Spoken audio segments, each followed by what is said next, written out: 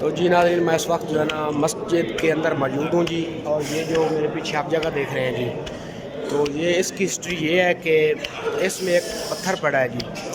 تو بتاتے ہیں کہ اس پتھر کے اوپر جو ہے نا امام حسین کا جب سر رکھا گیا تھا تو کچھ خون کے قطرے جو ہے نا کچھ لوتھڑے نیچے گرے تھے. تو وہ یہ جگہ جی، یہ مسجد حنانہ کے بالکل اندر ہے. میں آپ کو یہ دکھا دیتا ہوں جی اندر. یہ دیکھیں جی، یہاں پہ چلو بھائی چلو شاباش. اور باقی مسجد کا جو ہے نا میں آپ کو بھی دکھا دیتا ہوں جی. یہ دیکھیں جی، یہ مسجد کا اندر والا حصہ ہے جی.